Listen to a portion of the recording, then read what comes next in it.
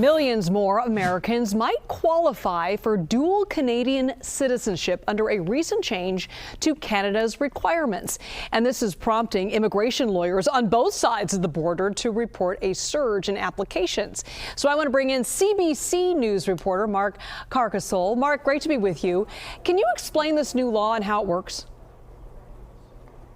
Yeah, Liz, so essentially this came into effect on December 15th, just the end of last year. And what it does is it's a pretty significant change from what we had in place before. Previously, parents could only pass citizenship down one generation to their kids. This new law passed by the government before the end of last year has opened up citizenship to anyone who can prove essentially that they have Canadian ancestry in your bloodline. It doesn't have to be your parents. It could go back to your great-grandparents or even further back than that. The catch is that you just have to prove it. Individuals born outside of Canada before this law was passed, December 15th, 2025, must show that they have a Canadian parent or some sort of ancestor who became a Canadian citizen on or after January 1st, 1947, or specific to the province of Newfoundland and Labrador, which joined Canada in April 1st, 1949. You can utilize that date as well. As you mentioned, this opens up the window to several potential American people to move over. Now, I've seen online a lot of talk. It's mostly done in the context of celebrities. There's been a lot of talk that perhaps Beyonce, because she has some relatives way back, could automatically become Canadian, or Timothy Chalamet or Madonna. That's not the case at all. There are very strict guidelines to that. Some applicants may have to trace their bloodlines back several generations to prove that they would qualify.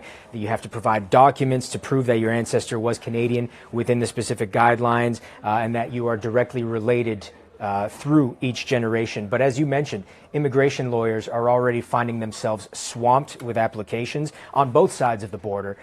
People who are actually maybe just curious about it, or people who are actually serious about it. So for anyone interested, I'll give you the details here. The fee for just proof of citizenship application is $75 Canadian. That comes out to about just under $55 American when you do the transfer. Hiring a lawyer, though, or a genealogist or some other expert that might help you trace through the generations, that could cost you thousands. So it could get expensive.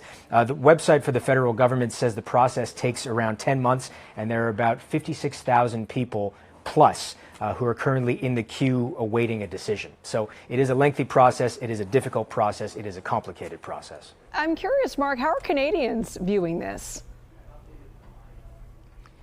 You know what, Liz, I got to be quite honest. This story has kind of flown under the radar here for the most part. As I said, a lot of the stories that have been reported have sort of come over social media and through the context of, again, some American celebrities could become Canadian, which is not necessarily true, not automatically anyway. But for the most part, I think, we here in Canada, we still love our American friends, and I think most people would be happy to hear this. A lot of us have relatives who are in the U.S. who, up until the rules changed, didn't qualify. Now perhaps this may help unite some families. So everyone I've spoken to about it seems relatively positive about it, if there's any reaction at all.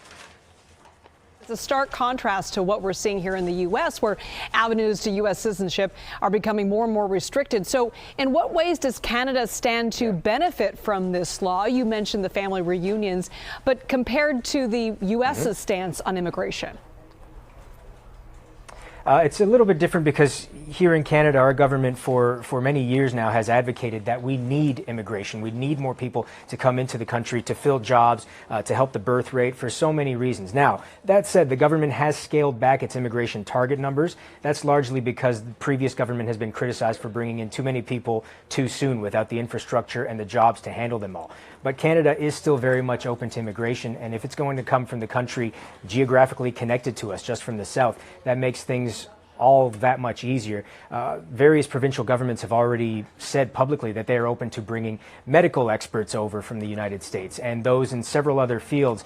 The licensing is very close, and a lot of times it is very much easier for certain experts in fields to come over and start work in Canada right away. So it makes a lot of those processes a lot quicker, and it helps out our country in the long run. Mark Carcasole, thank you so much. Great to see you.